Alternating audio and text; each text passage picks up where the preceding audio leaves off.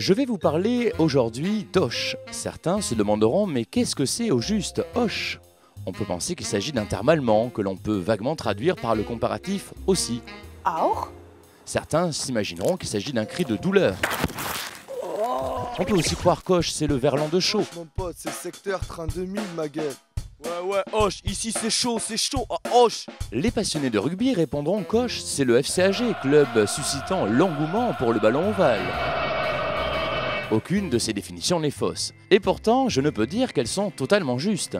Car Auch, c'est avant tout une ville, capitale historique de la Gascogne. Et l'on pourrait facilement croire que cette dite histoire arrête le temps. Imaginez une seconde que vous prenez une machine à remonter le temps, vous tombez dans une ville et dans un siècle inconnu. Il ne vous reste plus qu'à trouver des indices. Premier indice, ces ruelles extrêmement montantes. Il s'agit de Pusterles qui conduisent jusqu'à la cité. La Pusterle des Couloumats, ce qui veut dire des pigeons en gascon. La vieille Pusterle qui porte bien son nom car elle n'a plus de marche. On peut en déduire que celles-ci ont été effacées par le temps et qu'elle est donc la plus vieille.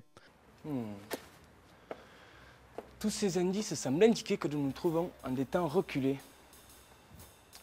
Certainement au Moyen-Âge, aux alentours du XIVe siècle. Ouais. Montons dans la cité pour continuer notre enquête. Au détour d'une rue, un nouvel accès à la haute ville se présente. Un escalier, et c'est peu dire qu'il est monumental. Il semble neuf. La pierre est belle, et pourtant, c'est élémentaire. C'est un style tout à fait 19e.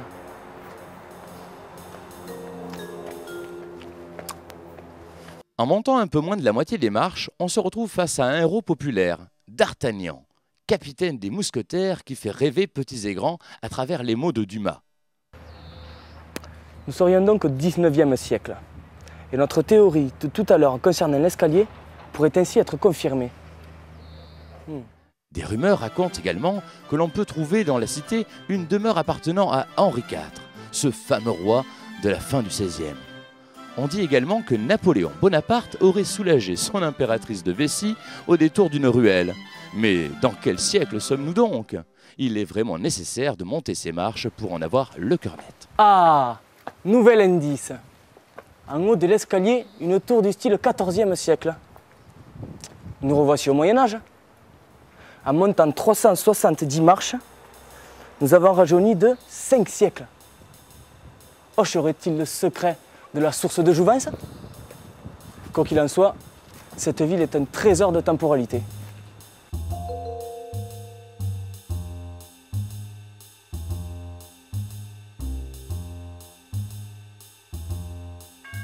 Mais tout à coup, un bruit résonne, on dirait des cloches. Après quelques pas, s'élève devant nous, majestueuse, la cathédrale Sainte-Marie.